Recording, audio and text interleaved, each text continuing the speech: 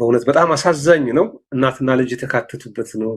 አንድ ምስልም አግኝተናል። የተቃጠሉ ፎቶዎችም አሉ።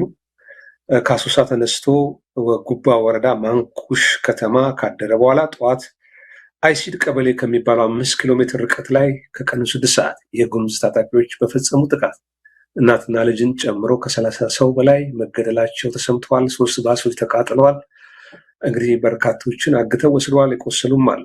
ሁኔታውን በቅርብ የሚከታተለው እጩ ዶክተር ሙሉቀን ብርሃኑ መስመር ላይ አለ። የቀድሞ የቦሮ ዲሞክራሲያዊ ህዝብ ግንኙነት ኃላፊ የነበረ ነው።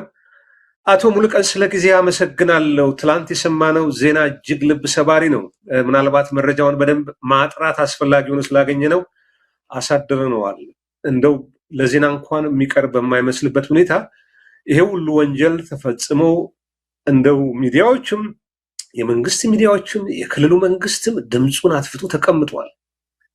ሌሜስ ቪዲዮዎችም ምስሎችም ደርሰውታል። እንዴት ያሰባሰብካቸውን መረጃ መሰረት አድርገን እንደው ሀሳብ ስጠን። ምንድን ነው የሆነው ትላንትና?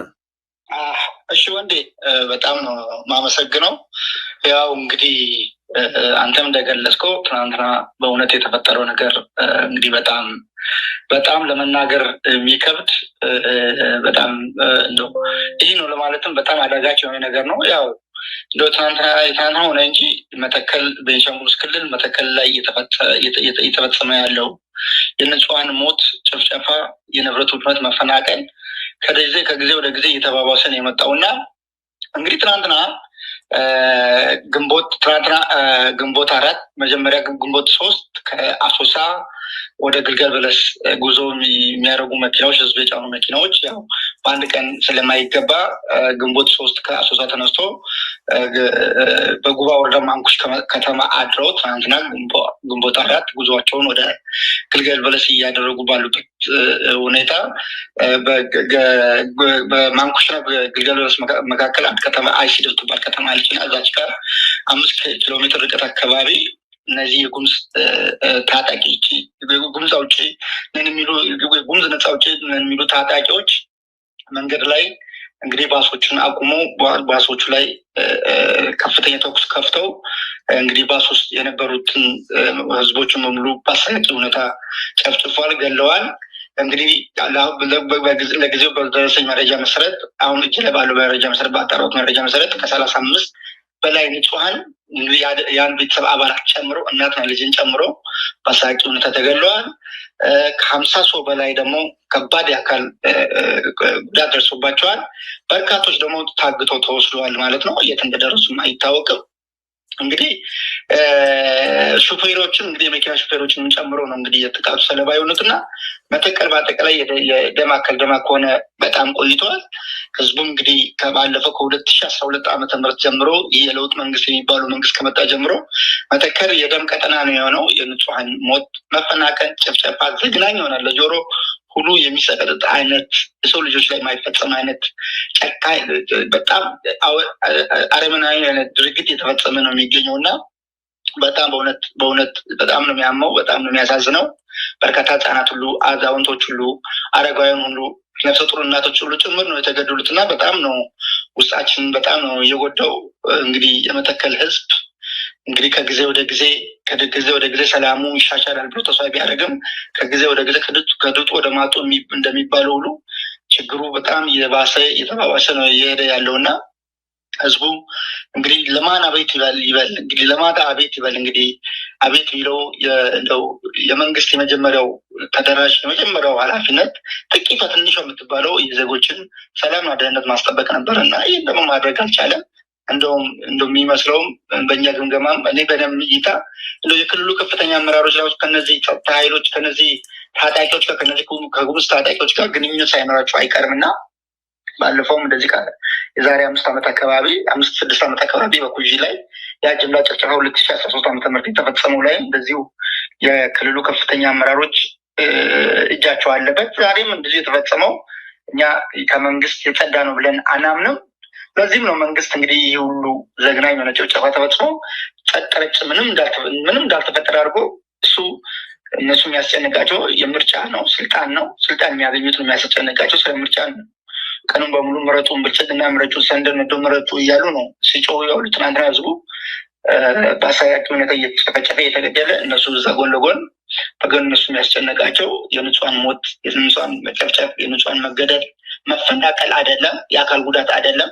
እነሱ የሚያስጨንቀው ስልጣናቸውን የሚያራዘሙበት ስልጣናቸውን የሚያገኙበት ነው እና በእውነቱ ይህ አረመናዊነት፣ ይህ ከሰብአዊነት ይወጣ በጣም ምን ያህል የሞራል ዝቅጠት ውስጥ እንደገቡ የሚያሳይ ነው እና በአጠቃላይ ክልሉ መንግስት አልባ ነው።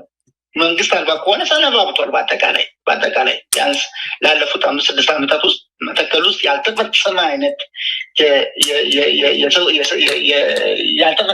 አረመናዊ ድርጊት የለም።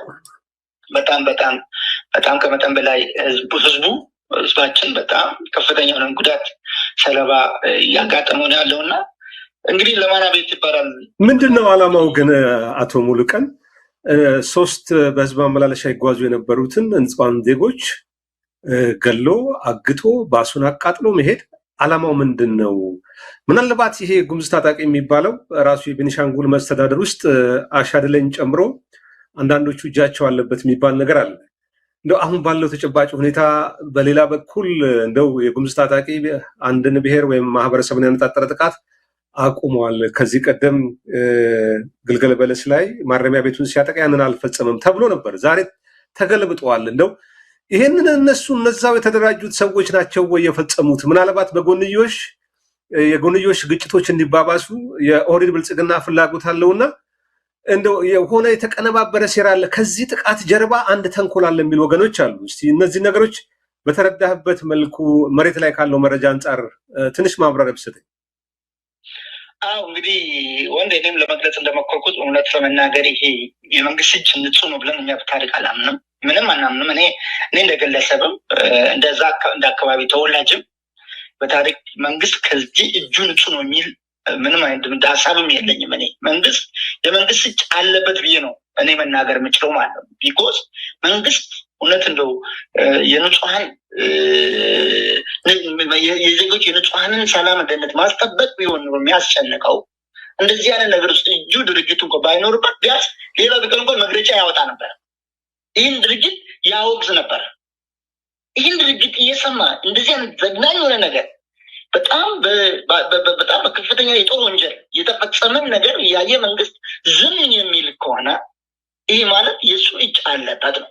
ሁለተኛ ቅድም እንደተናገርኩት ነው፣ እነዚህ አካላት የመንግስት መዋቅር ውስጥ የተሰገሰቡ ከፍተኛ ባለስልጣናት ጣፍታ ካለው ታዳጊ አማጺ ጋር ግንኙነት አላቸው።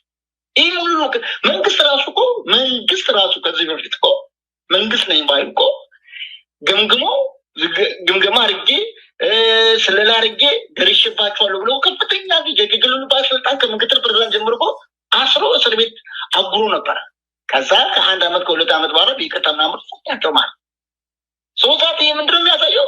የክልሉ የጸጥታ መዋቅር በአጠቃላይ መፈተሽ አለበት። ቶታሊ መፈተሽ ሳይሆን ተጠያቂ መሆን አለበት። ለዚህ ቅድሚያ ኃላፊነት መውሰድ ያለበት የክልሉ የጸጥታ መዋቅር የክልሉ አመራር ነው። ከፍተኛ መጀመሪያ ለዚህ ተጠያቂ መሆን ያለበት ብዙ ነገሮችን ማንሳት እንችላለን። ይህ የክልሉ መንግስትን ተጠያቂ ሊያደርጉ የሚችሉ ብዙ መላምቶችን ማንሳት ይችላል፣ ብዙ ማስረጃዎችን ማንሳት ይችላል። ቅድም አንዷ ነች ያነሳሁት። አሁን ለምሳሌ መግለጫ ለመውጣቱ ምንም አይነት እርምጃ ለመውሰዱ በየቀኑ ለምሳሌ መተከል ዞን ላይ ቡለን፣ ድባቲ፣ ወንበራ ላይ ላለፉት 5-6 ወራት የንጹሃን ሞት ዘግናኝ ጭፍጨፋ እየተፈጸመ እንደሚገኝ ያውቃል። አሁን ደግሞ የህዝብ ማመላለሻ መኪና ላይ ከአሶሳ ወደ ግልገል በለስ ሚሄድ ለዛ ታላቁ የህዳሴ ግድብ የሚገኝበት ዞን ላይ ወረዳ ላይ እንግዲህ ጉባ ላይ ነው ታላቁ የህዳሴ ግድብ ያለበት ከፍተኛ የጸጥታ መዋቅር አለበት ተብሎ የሚታሰብበት ቦታ ላይ እንደዚህ ንጹሃን በአሰቃቂ ሁኔታ ሲገደሉ ሲጨፈጨፉት ስታይ ይህማ የክልሉ መንግስት እጅ አለበት። የክልሉ መንግስት እጅ ካለበት ደግሞ የክልሉ መንግስት ጋር ደግሞ የራሳቸው ጋር ግንኙነት ያላቸው የፌዴራል አካላትን ሊኖሩ ይችላል። የመከላከያ ሰራዊት እጀባም ያደርጋል አይደል? አካባቢ ላይ አለ። የመንግስት ኃይል ባለበት ሁኔታ ውስጥ አስደንጋጭ ነው። 3 ባስ አቃጥሎ ይሄን ሁሉ ሰው ገሎ አቁስሎ አግቶ መውሰድ እጅግ ገራሚ ነው። መንግስት አለ ብላ ማለት ብቻ ሳይሆን የዛኛውን የኃይል የበላይነት የሚያሳይ ነው። አጥቂ የተባለውን እንዴ እኛ ቆሆን እኮ ሽፍታና መንግስት እኮ መለየት አልቻልንም እኮ ወንድ እግዚአብሔር ያሳይ። እኛ እኮ አሁን እውነት አንድ በጣም ቱ ዮር ሰርፕራይዝ የህዳሴ ግድብ እኮ የሚገኝበት ወረዳ እኮ ነው። ጉባ ወረዳ ማለት እኮ የህዳሴ ግድቡ የሚገኝበት ወረዳ ውስጥ እኮ ነው። እዚህ ከህዳሴ ግድብ እኮ 50 ኪሎ ሜትር በማይሞላ 60 ኪሎ ሜትር በማይሞላ ራዲየስ ውስጥ እኮ ነው እንደዛ ጥቃት የተፈጸመው። ሶዛት ይሄ ማለት እነዚህ ታጣቂዎች በቂ የሆነ መረጃ አላቸው፣ በቂ የሆነ ስንቅ አላቸው፣ በቂ የሆነ ድጋፍ ይደረግላቸዋል ማለት መጀመሪያ መንግስት ምንድን ነው የሚለው ቀጥታ መጀመሪያ ከሱዳን ጋር ከምናምን ጋር ያላካል አይደለም። መጀመሪያ ራሱ ነው መፈተሽ ያለበት። የዚህ ተጠያቂ መጀመሪያ የዚህ ዋነኛ ተዋናዮች ለእነዚህ ታጣቂዎች ስንቅ ድጋፍ የሚያደርጉ በጣም ከፍተኛ ባለስልጣን እንዳሉ ነው እኛ መረጃዎች ያለ። በጣም አመሰግናለሁ አቶ ሙሉቀን ብርሃኑ በዚህ ጉዳይ ቀርበህ ለሰጠኸው መረጃ ማስተያየት በኤምኤስ ተመልካች ስም ከልብ ነው የማመሰግነው። እኔም አመሰግናለሁ።